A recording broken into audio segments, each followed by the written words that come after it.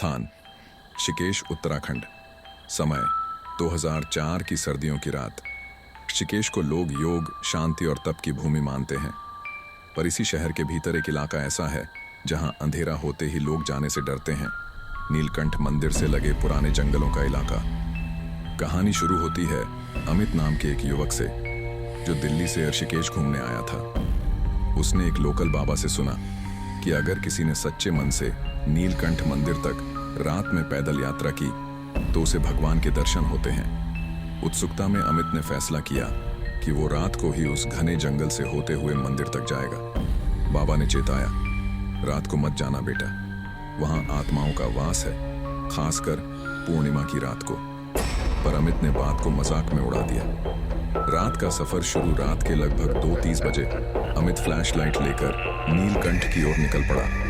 शुरुआत में सब सामान्य लगा, ठंडी हवा, झींगुरों की आवाजें और चांदनी रात। लेकिन जैसे जैसे वो जंगल के भीतर बढ़ा, रास्ते में अजीब हरकतें शुरू हो गईं। अचानक उसे पेड़ के पीछे कोई सफेद साड़ी में खड़ा दिखा। फ्लैशलाइट डालने पर वहां कुछ नहीं था। फिर एक पुराने मंदिर के पास पहुंचा, जहां एक भजन की हल्की आवाज आ रही थी, पर वहां कोई नहीं था।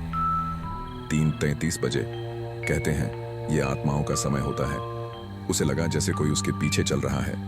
वो रुका, पीछे देखा, कोई नहीं। जैसे ही वो फिर आगे बढ़ा, एक बूढ़ी औरत दिखी, झुकी हुई, बाल बिखरे हुए, और वो बार बार यही कह रही थी, नीलकंठ जाना है, रास्ता बदल ले बेटा, वरना लौट नहीं पाएगा।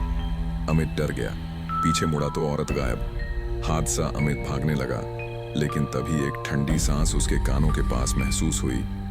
किसी ने फुसफुसाया, वापस मत जा, अब तू हमारा है। अमित बेहोश हो गया। सुबह जब सूरज निकला, कुछ साधुओं ने उसे बेहोशी की हालत में मंदिर के रास्ते में पाया। वो 3 दिन तक कुछ बोल नहीं सका। बाद में उसने बताया कि उसे ऐसा लगा जैसे सैकड़ों आत्माएं उसके चारों ओर थीं, कुछ जलते हुए, कुछ रोते हुए, और कुछ बस उसे घूर रही थीं। स्थानीय लोगों की मान्यता, कहा जाता है कि पुराने समय में उस इलाके में कई तांत्रिक अनुष्ठान होते थे। वहां मरे हुए साधुओं की आत्माएं अब भी भटक रही हैं। विशेषकर पूर्णिमा और अमावस्या की रात को कोई वहां गलती से भी न जाए। सावधानी, आज भी ऋषिकेश के बहुत से साधु और लोकल लोग सलाह देते हैं, नीलकंठ मंदिर रात में नहीं, सिर्फ दिन में जाओ, वहां कोई और भी है।